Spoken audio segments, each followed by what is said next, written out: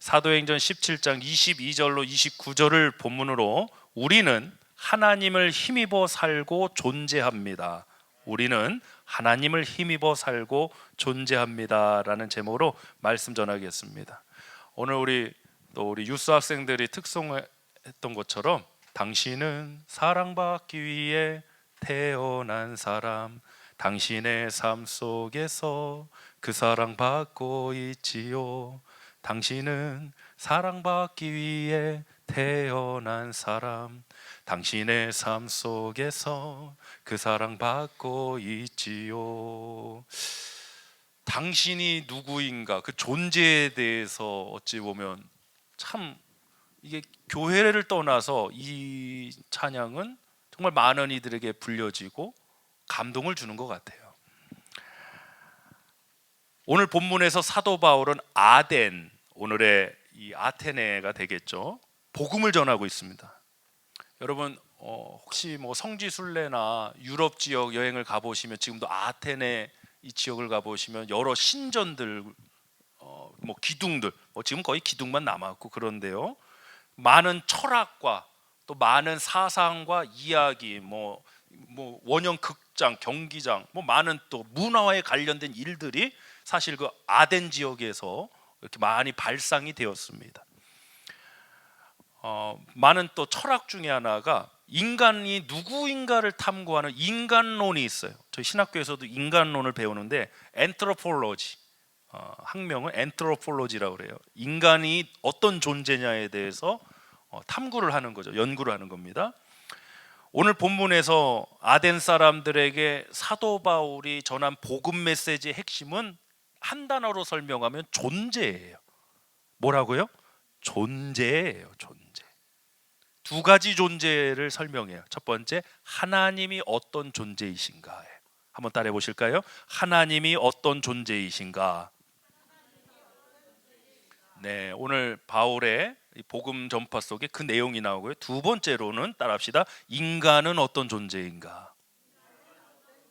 이 두 가지를 그 아덴 지역의 사람들, 종교심이 많고 당대로는 가장 고등교육과 이런 사상과 이런 철학들이 발전한 그곳에 종교심을 많이 가진 그들에게 핵심 메시지로 존재에 관해서 설명을 하더래요. 저는 오늘도 이 메시지가 중요하다고 생각합니다. 하나님이 어떤 분이신가, 또 나는 어떤 존재인가, 이 존재의 중요성을 우리가 발견하고 깨닫는 이 시간이 되길 원합니다. 한 분을 소개하려고 합니다. 실로암 안과병원의 김선태 목사님이십니다. 시각장애인이세요.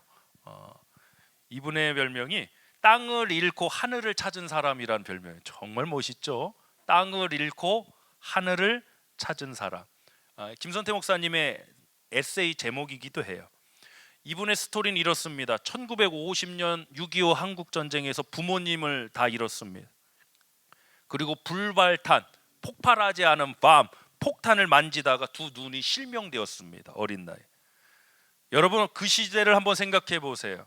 부모님을 다 잃고요, 두 눈에 장애를 가진 시각장애인이 된 6.25 이후의 한국 사회에서 이분이 할 수 있는 일은 무엇이었을까요? 본인 설명으로는 구걸밖에 없었습니다. 김선태 목사님은 실명 후에 영양실조와 여러 감염의 상태로 죽음 직전까지 몰렸습니다. 아무도 돌봐주는 이는 없으니까. 그때 어떤 전도사님의 도움으로 목숨을 건졌다고 합니다. 그 전도사님의 메시지가 이거였답니다. 예수님이 너를 사랑하신다. 너는 육체의 눈을 잃었지만 믿음의 눈을 하나님이 주실 것이다. 세상이 보지 못하는 것을 보게 될 것이다. 세상에 빛이 되라는 메시지였대요.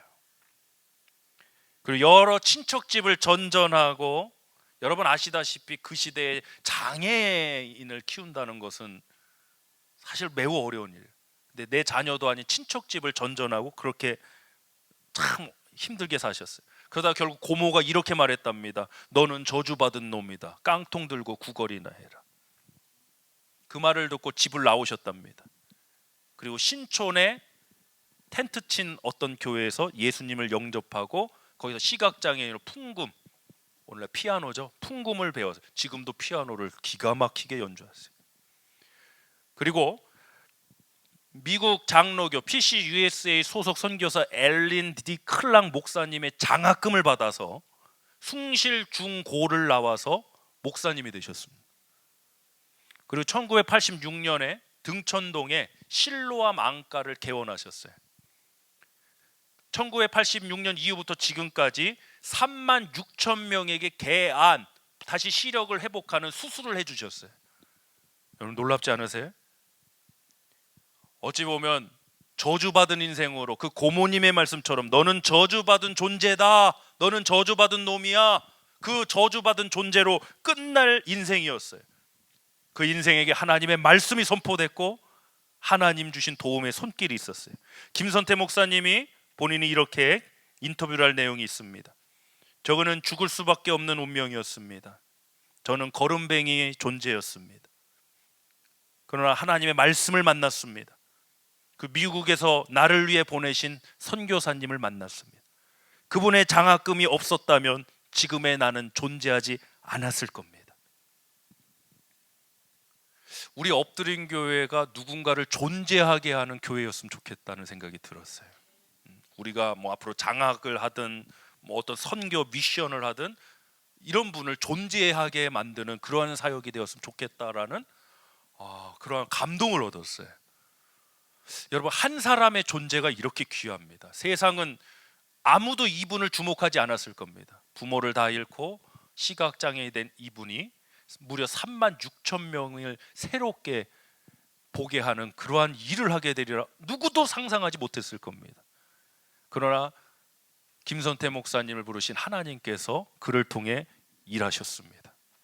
한 사람의 존재가 이렇게 귀합니다. 별거 아닌 것 같지만 그에게 성령이 임하고 말씀이 임할 때 그 한 사람의 존재를 통해 수많은 생명이 살아나는, 수많은 생명이 빛을 보는 그러한 놀라운 일들이 있더라는 거죠. 우리 엎드린 교회가 존재 사역을 했으면 좋겠어요. 이제 다음 주 우리 엎드린 교회 사역 컨퍼런스에서 핵심 워딩 단어들을 몇 가지 나눌 텐데요, 그 중에 하나가 바로 존재 사역입니다. 존재 사역. 존재를 만들자. 단순히 교인을 만드는 게 아니라 존재를 만드는 사역. 바로 이러한 존재를 만드는 사역. 나는 나중에 한 40년 50년 뒤에 모르겠어요. 그때 우리 엎드린 교회가 없었으면 저는 존재하지 않았을 거예요. 우리 쌍둥이가 그런 인터뷰 좀 했으면 좋겠다. 우리 쌍둥이들이 인터뷰하는 겁니다. 어마어마한 이런 선한 영향을 끼친 사람, 어떻게 이렇게 하셨습니까? 내가 이렇게 유학을 와갖고 이렇게 했는데 그때 미국에서 처음 만난 우리 엎드린 교회, 그 엎드린 교회가 없었으면 나는 존재할 수가 없었습니다. 그때 우리 교회 이름 안 하면 제가 쫓아가서 누군가를 존재하게 만든다는 것은 너무나도 귀한 일이에요. 하나님이 하시는 역사예요. 할렐루야. 인간을 창조하시고 인간을 존재하게 하신 분이 하나님이세요. 우리가 주의 일 하길 원한다고 말하잖아요. 뭐가 주의 일이냐? 뭐 봉사도 하고 교회에서 우리 뭐 셋업도 하고 여러 일들도 하지만 하나님이 하시는 그 일이 바로 우리가 해야 될 사역 아니겠어요? 우리 교회로 인해서, 우리 성도님들로 인해서, 여러분 한 분 한 분으로 인해서, 우리 자녀들로 인해서, 오늘 파더스데이니까 우리 아버님들로 인해서 누군가가 존재한다면 그것이야말로 하나님의 사역 아니겠습니까? 할렐루야. 우리 아버님들이요, 뭐 어마어마한 부자가 아니시더라도, 어마어마한 명예와 명성을 가지지 않고 있을지 몰라도 여러분이 누군가를 존재하게 만들었다면, 지금 누군가를 존재하게 하고 있으시다면 여러분은 그 자체로 하나님의 일을 하신 줄 믿습니다. 존재하게 만드는 건 쉬운 일이 아니에요. 생명이 있어야 되고요, 공급이 있어야 되는 거예요. 그래서 우리 엎드린 교회가 존재 사역을 했으면 좋겠다. 하나님의 존재에 힘입어 우리의 존재가 만들어지고 또 새로운 존재를 만드는 그 사역에 포커스를 맞추길 소원합니다. 우리 본문 말씀을 한번 보겠습니다. 23절부터 25절까지입니다. 자, 합독합니다. 시작. 보았으니 23절 시작. 내가 두루다니며 너희가 위하는 것들을 보다가 알지 못하는 신에게라고 새긴 단도 보았으니 그런즉 너희가 알지 못하고 위하는 그것을 내가 너희에게 알게 하리라. 뭐 워낙 그 시대에 신전을 세우고 뭐 워낙 종교심이 많다고 지금 본문에 기록하지 않았습니까? 그런데 어떤 신단에는 알지 못하는 신에게라고, 이건 정말 웃긴 얘기잖아요. 그래서 내가 알게 하겠다. 24절부터 보겠습니다. 시작. 우주와 그 가운데 있는 만물을 지으신 하나님께서는 천지의 주제시니 손으로 지은 전에 계시지 아니하시고 또 무엇이 부족한 것처럼 사람의 손으로 섬김을 받으시는 것이 아니니 이는 만민에게 생명과 호흡과 만물을 친히 주시는 이심이니라. 아멘. 25절은 이런 얘기예요. 우리가 무엇 해서 하나님이 존재하시는 게 아니에요. 하나님은 공급자시라는 거예요. 창조주, 크리에이션, 그리고 기버, 주시는 분이에요. 할렐루야. 그러면 목사님 왜 하나님을 예배하고 섬기라고 했나요? 여러분, 하나님을 섬김으로 우리가 하나님을 만나고 하나님의 은혜를 누리게 되는 줄 믿습니다. 우리를 위한 메시지예요. 사실 우리가 뭐 하나님을 안 섬긴다고 하나님의 능력이 줄어들거나 하나님의 존재가 사라지거나 이러지 않습니다. 하나님은 영원하시고 완전하신 분인 줄 믿으시길 바랍니다. 오늘 그 하나님에 대해서 사도 바울이 아덴 사람들에게 선포하고 있는 겁니다. 너네가 섬긴다고 하나님이 더 존재하시고 그런 분이 아니야. 너네가 큰 신전을 짓는다고 하나님이 더 큰 분이 되시고 그런 분이 아니야. 그분은 공급자시다.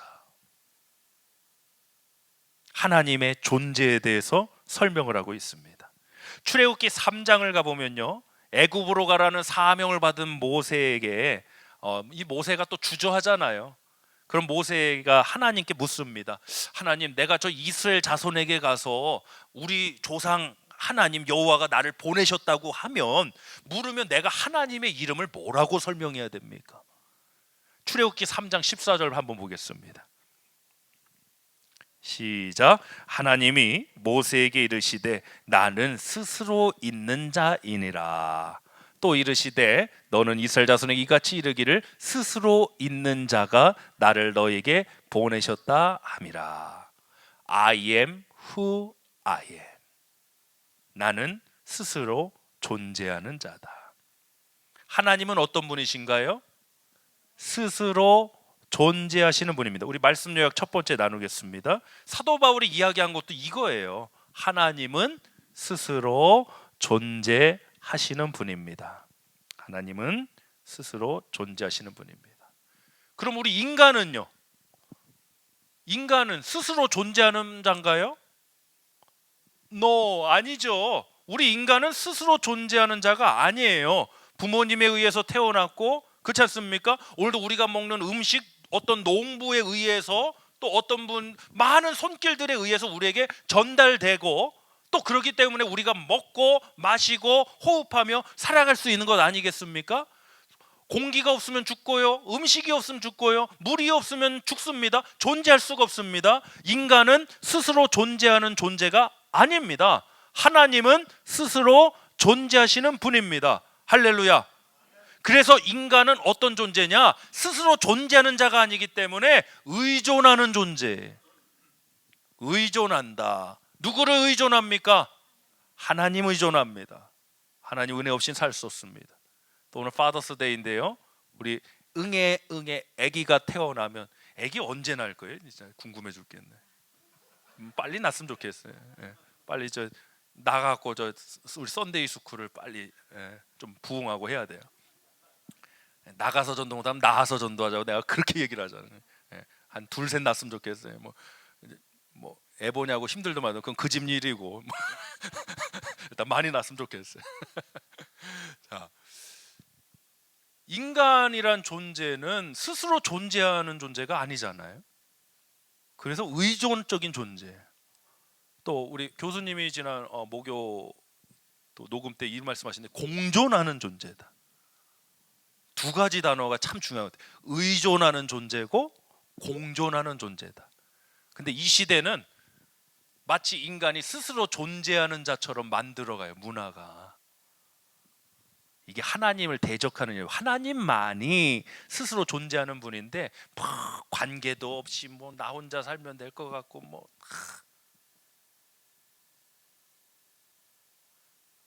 제가 이번에 한국 방문 중에 저희 장모님을 모시고 일본 도쿄를 다녀왔어요. 2박 3일 다녀왔는데, 아이고 일본은 의자가 왜 이렇게 작아? 나 같은 사이즈는 도대체 엉덩이를 반밖에 못 걸쳐. 그 식당을 갔는데 마주보고 먹는 식당이 거의 없어요. 그 조그만 칸칸이 해갖고, 여러분 아마 일본 가보신 분들 아시고, 조그만 칸칸이 해갖고 갖고 일렬로 앉아갖고 가족들이 밥을 먹었다니까요. 서로 마주보고 이게 거의 없어요. 문화가 그렇게 된 것 같아요. 근데 한국도 마찬가지예요. 한국도 뭐 나홀로 뭐 이거 너무 많아요. 전 인간다움을 잃어가고 있다고 생각을 해요. 이 참 문제라고 생각해요. 왜? 인간은 스스로 존재할 수가 없어요. 인간은 의존해 살아가야 하고 인간은 공존해서 살아가야 해요. 따라합시다. 하나님은 스스로 존재하시는 분, 인간은 의존하고 공존하는 존재. 할렐루야. 이렇게 인간에 대해서 우리가 이해를 가지고 살아가야 될 것 같습니다.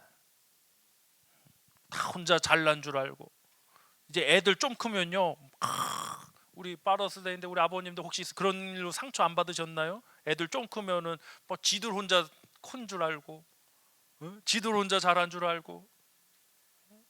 물론 아이들이 성인이 되고 그러면 존중해주고 해야죠.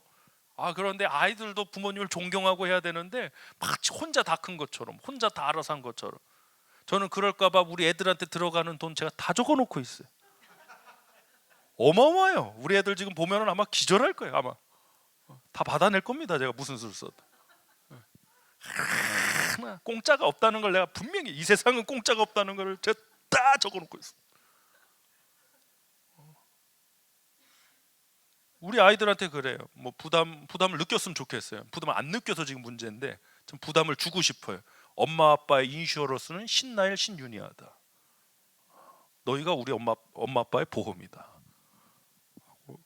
아주 멀리 떠나가 생각하는데.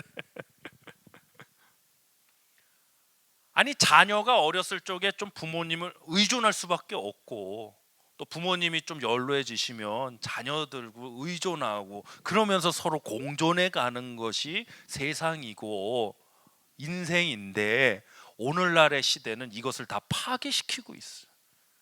그 각자 도생이라. 좀 자녀가 힘들면은 좀 부모님이 좀 도와주시기도 하잖아요. 또 자녀들도 부모님이 어려우시면 또 해야지. 서로 의존하고 서로 공존할 때, 저는 그 모습이 있을 때 정말 인간다움의 모습이자 하나님 창조의 질서가 나타난다고 믿습니다. 여러분 절대로 착각하면 안 됩니다. 여러분 스스로 존재하시는 분 아닙니다. 하나님의 은혜 없이는 우리는 살아갈 수 없습니다. 하나님의 도우심 없이는 살아갈 수 없습니다. 우리가 서로가 서로를 돕고 의지하지 않고는 살아갈 수가 없습니다. 이 악이 존재하는 이 세상은 이 하나님의 창조 질서와 원리를 파괴시키고 인간의 존엄성을 말살시켜가고 있습니다. 이 시대에 우리는 바울이 아덴에서 외쳤던 것처럼 다시 복음의 메시지를 선포해야 됩니다. 하나님이 어떤 분이신지, 그리고 인간이란 어떤 존재인지 우리 분명히 선포합시다. 바울이 먼저 하나님에 대해서 선포를 했어요. 우리 본문 다시 한번 보겠습니다. 24절부터 25절 다시 한번 보겠습니다. 본문 24절로 25절 시작. 우주와 그 가운데 있는 만물을 지으신 하나님께서는 천지의 주제시니 손으로 지은 전에 계시지 아니하시고, 또 무엇이 부족한 것처럼 사람의 손으로 섬김을 받으시는 것이 아니니, 이는 만민에게 생명과 호흡과 만물을 친히 주시는 이심이, 받으시는 분이 아니라 뭐 하시는 분이다. 25절 보니까 주시는 분이다 라는 거예요. 하나님이 공급자, 하나님이 근원 되신다는 거예요. 할렐루야. 그럼 우리 인간은 그런 존재가 아니라는 거예요. 이어서 나오는 28절을 보겠습니다. 본문 28절. 자, 시작. 28절입니다. 본문 28절 시작. 우리가 그를 힘입어 그는 하나님이에요. 28절 우리는 그를 힘입어 산다는 거예요. 스스로 존재하는 게 아니라 그를 하나님을 힘입어 살며 기동하며 존재하느니라.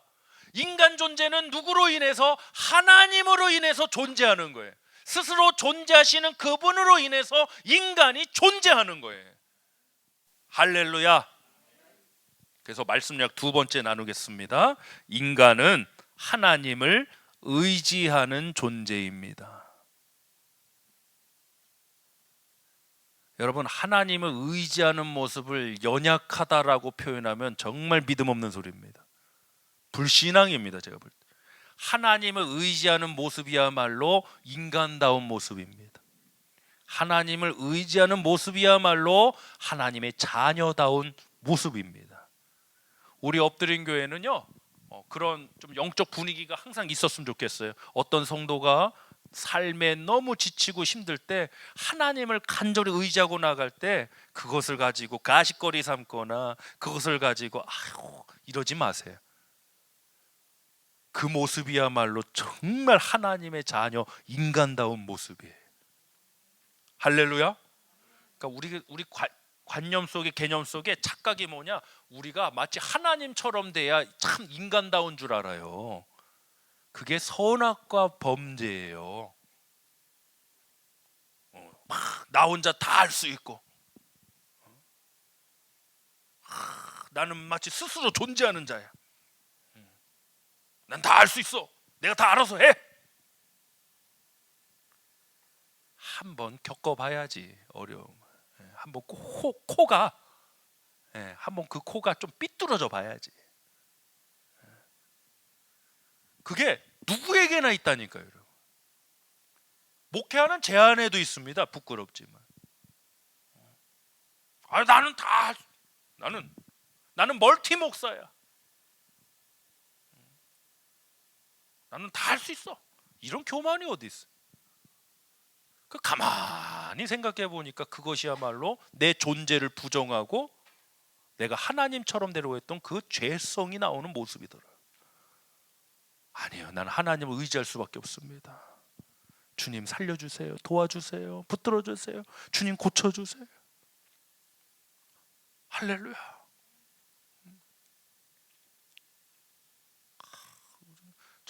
요즘은요, 제가 기도할 때 저는 목 뒤에 여기 조금 혹이 있고 저는 별거 아닌데 또 제 아내는 또 요쪽에 혹이 있고 그래갖고 이러고 기도해요. 이러고.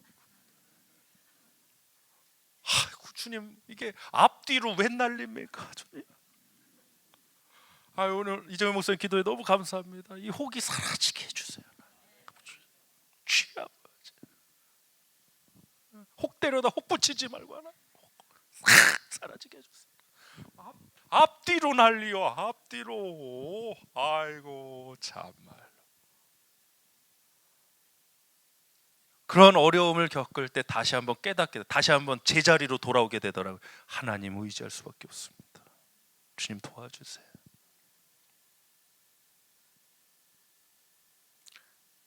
여러분, 이제 우리 성도님들 연세가 드시고 이제 할아버지 할머니가 되시고 그러시잖아요. 그런 찬양이 있잖아요. 나이가 들수록 날이 가면 갈수록 더 주님을 의지할 것뿐일세. 우리 찬송가 있죠. 세월 지나갈수록 의지할 것뿐일세. 무슨 일을 만나도 예수 의지합니다. 아멘. 저는 오히려 발상을 바꿔야 된다고 생각해요. 막 우리 정말 인간다움의 모습. 그래서 막 그런 얘기 있잖아요. 천국 가면 우리가 몇 살 때 모습으로 있을 거. 그게 뭐가 중요해요? 지금 어떤 양반들은 불구덩이에서 지금 죽을 지경인데. 거기서도 막 지금 보톡스 맞을 생각하시는 거예요. 지금 왜 그러시는 거예요? 나 이해를 못 하겠어요. 아니 천국인데 내가 80세면 어떻고 뭐 10대 모습이면 어때요? 갖고 이거는 신학적으로 정리도 안 되는 걸 가보면 알겠죠. 가보면 알겠습니다. 반짝반짝 빛나라 모습일 수도 있고 뭐 누가 알겠어요. 근데 뭐 어떤 분들 그걸 억지로 해석해 갖고 뭐 가장 뭐 젊었을 때의 모습, 그게 성경 어디에 나옵니까 도대체? 제발 성경에 없는 얘기는 추측하시지 않았으면 좋겠는데, 하나님 나라 가면은 가장 아름다운 모습이니까 가장 젊었을 때, 내가 가장 젊었을 때 가장 아름답다고 누가 그래? 그 누구 생각이야? 어떤 분은 40대에 좀 얼굴이 피시는 분들 계세요. 저 같은 경우에 여러분 믿지 않으시겠지만요, 제가 고등학교 때 전 교복 입은 세대인데, 교복이 좀 이런 와이셔츠에 남자 교복은 좀 그렇지 않습니까? 여름의 일이었습니다. 버스를 타면 이제 고등학생 이 버스 해수꾼이 있었어요. 저희 종이로 내가 당당하게 나는 교복 입고 탁 해수꾼을 놓고 탔더니 드라이버 운전기사 아저씨가 저를 불러. 거기 아저씨, 아니 성인이 학생 요금 내고 타면 어떡하세요? 그래갖고 얼굴이 붉어져. 나 교복 입고 있는데 18살 때 그 아픔을 제가, 그러니까 18살 때 이미 40대의 얼굴이 돼버린 거예요. 그리고 이제 제자리 찾아가는 거예요. 아니 나 같은 사람은 그러면 18살 때가 안 좋은 거예요? 20대 때가 안 좋은 거예요? 그런 식으로 억지 해석하지 말자는 거예요. 중요한 건 이거예요, 여러분. 하나님 나라에서 우리가, 저는 좀 발상을 좀 바꿔서 하나님을 의지하는 모습이 더 인간다운 모습 아닐까. 그래서 연세가 드셔서 아우 내가 힘이 없다, 기력이 없다, 뭐 그래서 기도 제목도 많잖아요. 가정과 자녀들. 저는 그 모습이야말로 정말 인간다운 모습 아니실까요? 오히려 20대 30대 정말 기운이 넘칠 때보다, 기운이 넘칠 때는 거의 대부분 뭘로 하려고 그래요? 내 힘으로, 내 방법으로 거의 하려고. 그게 과연 인간다운 모습이었을까요? 뭐 젊고 팔팔한 모습이었겠지만 그걸 과연 인간다운 모습이라고 우리가 해야 될까요? 전 이런 거에 있어서 굉장히 불만이에요. 왜? 우리가 그냥 관념적으로 그냥 무조건 받아들여요. 아니요, 정말 성경적으로 볼 때 정말 인간다운, 인간 존재론적인 모습은 하나님을 의지하는 그 모습, 의지하는 그 모습이야말로 정말 인간다운 모습이거든요. 할렐루야. 그래서 정말 제가 볼 때는 적어도 한 60대 70대 이상은 돼야 정말 인간다운 모습이 나온다고 생각해요. 오히려 얼굴들이 환해지시는데요. 근데 많은 분들이 그렇게 생각을 안 하잖아요. 그냥 에이징 이거에 의해서 생각을 하시고 그냥 세상 이 패러다임에 그냥 이끌려 다니시. 저는 그렇게 생각하지 않아요. 오히려 70대 80대의 그 모습이야말로 예전에 힘으로 할 수 있던 일을 이제는 의지하고 도움을 구하고 하나님 앞에 기도하는 그 모습이야말로 참 인간다움의 모습이지 않을까 싶습니다. 역시도 제 생각이에요. 우리 옆 사람하고 인사할까요? 참된 인간이 되어가고 있습니다. 참된 인간이 되어가고 있습니다. 세상은 의지하는 모습을 약하다고 말하지만 우리는 그렇게 말하면 안 됩니다. 의지하는 그 모습이야말로 인간다운 모습이요, 하나님의 사람다운 모습입니다. 오늘도 저와 여러분 안에 하나님을 의지하기보다는 내가 판단하고 내가 결정하고, 그러면 또 내가 책임지면 모르겠는데 또 책임은 회피하려고 그래요. 이게 이 패턴이 어디서 똑같이 나와요? 에덴 동산 선악과 사건에서 똑같이 나오잖아요. 인간다움을 잃어버렸죠. 하나님처럼 되려고 했죠. 여러분, 진정한 인간다움의 존재를 갖는 저와 여러분들을 축복합니다. 저는 우리 엎드린 교회 그리스도의 향기가 났으면 좋겠고요. 먼저는 그리스도의 향기가 났으면 좋겠고, 두 번째로는 사람 냄새가 좀 나는 교회였으면 좋겠다. 그리스도의 향기가 나고 사람 냄새가 좀 나는 교회였으면 좋겠다. 할렐루야. 그 교회 가면 정말 인간다운 인간을 만나는 거예요. 이 한인 사회, 이 퍽퍽한 이민, 누가 사기칠지 몰라갖고 막, 이 한인 사회 안에 정말 사기꾼도 너무 많고요, 거짓말도 너무 많고, 정말 많더라고요. 제가 들어보니까 기절할 일도 너무 많아요. 근데 엎드린 교회 성도님들 만나니까 사람 냄새가 나는 거예요. 그거에서 위로를 받고 거기서 힘을 얻는 거예요. 우리 엎드린 교회가 두 가지 냄새가 났으면 좋겠어요. 물론 밥 냄새, 빵 냄새도 좋지만 두 가지 냄새, 그리스도의 향기, 두 번째 사람 냄새 나는 교회였으면 좋겠다. 할렐루야. 그런 교회로 세워져 가고 있는 줄 믿습니다. 여러분, 무엇이 완전한 모습인가요? 성경을 보면요, 하나님을 처절할 정도로 의지했던 사람 중에 대표적인 인물이 저는 다윗이라고 생각해요. 사울 왕에게 살해 위협을 받고 도망자가 되어 살 때 시편을 통해 기록된 그 다윗의 고백을 보면 정말 처절해요. 정말 간절하고 정말 처절해요. 근데 하나님께서 다윗을 가리켜 뭐라고 그러는지 아세요? 내 마음에 합한 자다라고 해요. 다윗의 뭘 보고 하나님 그렇게 하셨을까? 물론 다윗이 유능하기도 하고 뭐 골리앗을 꺾기도 하고 그러한 뭐 결과도 있지만 제가 볼 땐 그 모습이 아닐까 싶어요. 가장 처절했던 그 모습, 아돌람 굴에서의 그 모습, 쫓기면서도 하나님을 향해 처절했던 그 모습, 하나님을 의지할 수밖에 없었던 그 간절한 모습이야말로 하나님 마음에 합한 자, 하나님 마음에 합한 자, 진짜 참된 인간의 모습이라는 거 아니겠습니까? 그런데 우리는 무엇을 완전하다고 생각을 해요? 무엇이 완전한 인생, 완벽한 인생을 생각해요? 돈 걱정 없이 사는 거, 남들 다 알아주는 거. 그러나 여러분, 그거 자체로 나쁘다고 할 수 없지만 그거 자체로 완전한 인생이라고 할 수 없습니다. 인간다운 게 완전한 겁니다. 의지할 수밖에 없는 인간, 의지할 수밖에 없는 저와 여러분이 하나님을 의지하고 나가는 그 모습이 완전한 겁니다. 해석을 달리 하셔야 돼요. 이 관점, 이 개념, 이 생각이 변하지 않으면 아무것도 안 바뀔 거예요. 지금 물질의 문제 있으세요? 어떤 문제 있으세요? 우리 미국에 사니까 뭐 신분의 문제도 있을 거고 여러 문제, 자녀의 문제, 뭐 질병의 문제, 여러 문제. 그로 인해서 우리 하나님 의지하잖아요. 하나님 의지할 수밖에 없잖아요. 정말 처절하게 의지하지 않습니다. 저는 그 모습이야말로 완전한 모습이라고 믿어요. 우리가 다 퍼펙트해갖고 나는 완전히 클린해, 아무 문제 없어, 재정적으로도 건강적으로도 자녀도 아무 문제 없어. 그게 뭐가 완전한 거예요? 제발 세상 풍조에 따라가지 마십시오. 하나님의 말씀을 따라간 저와 여러분 되길 원합니다. 자, 요한복음 20장 31절 보겠습니다. 시작. 오직 이것을 기록함은 너희로 예수께서 하나님의 아들 그리스도이심을 믿게 하려 하며 또 너희로 믿고 그 이름을 힘입어 생명을 얻게 하려 함이니라. 힘입어서 우리가 생명을 얻는 거지 우리 스스로 생명을 만들어내는 게 아니다. 왜? 우리는 스스로 존재하는 자가 아니기 때문에 그렇습니다. 우리는 힘입는 존재입니다. 힘입는 존재. 힘입으시길 바랍니다. 하나님으로 인해, 여호와 하나님으로 인해 힘을 입으시길 바랍니다. 우리 교회 공동체 서로를 통해서 힘을 입으시길 바랍니다.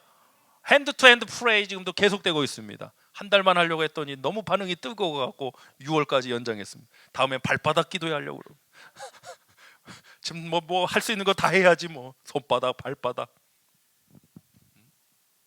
힘을 입는 거예요. 힘입어야 사는 존재. 힘입어야. 자, 마지막으로 고린도서 1장 8절로 10절 보겠습니다. 시작. 형제들아, 우리가 아시아에서 당한 환난을 너희가 모르기를 원하지 아니하노니 힘에 겹도록 심한 고난을 당하여 살 소망까지 끊어지고 우리는 우리 자신이 사형 선고를 받은 줄 알았으니 이는 우리로 자기를 의지하지 말고 오직 죽은 자를 다시 살리시는 하나님만 의지하게 하심이라. 의지. 고난이 찾아왔을 때 우리는 의지와 연결해. 의지. 하나님 의지하는 거예요. 계속해서 10절 시작. 그가 이같이 큰 사망에서 우리를 건지셨고 또 건지실 것이며 이후에라도 건지시기를 그에게 바라노라. 아멘. 살 소망은 8절 보니까요. 다시 한번 8절 보시면 하반절에 심한 고난을 당하여 뭐가 끊어졌어요? 살 소망은 끊어졌어요. 그런데 10절에서 새로운 소망이 일어났어요. 무슨 소망입니까? 살리시는 소망이 가졌어요. 살 소망은 내가 갖는 거예요. 내가 갖는 거예요. 유라굴라 강풍 만났던 사람들 어떻게 살아보려고 별의별 걸 다 해보잖아요. 막 찜도 벌어보고 거기에는 양식도 있을 거고 뭐 살아보려고 살 소망을 붙들려고 다 해봤는데 살 소망이 끊어졌다고. 그걸로 끝이냐? 아니요. 10절 보니까 살리시는 소망을 가졌더라는 거예요. 여러분 무슨 소망 가지고 살아가세요? 살 소망 가지고 사시면 아직도 여러분은 스스로 존재하는 자가 되려고 하시는 분이에요. 우리는 살리시는 소망 품고 살아가길 원합니다. 하나님, God works. 이번 올해 우리 교회표 하나님이 일하십니다. 하나님이 역사하십니다. 우리는 주님을 힘입어 살아갈 것이고 주님이 우리를 살리실 것이고 주님이 되게 하실 줄 믿습니다. 따라합시다. 살리실 소망으로 가자. 아멘. 이것은요 그냥 나오지 않아요. 존재가 분명해요. 하나님이 어떤 분이신가, 또 나라는 존재가 어떤 존재인가 우리가 분명히 깨달을 때 바로 이 살 소망이 아닌 살리실 소망을 붙드는 자가 됩니다. 우린 의지하는 자니까, 주님을 의존하는 자니까, 주님을 힘입어서 생명을 얻는 존재니까. 할렐루야.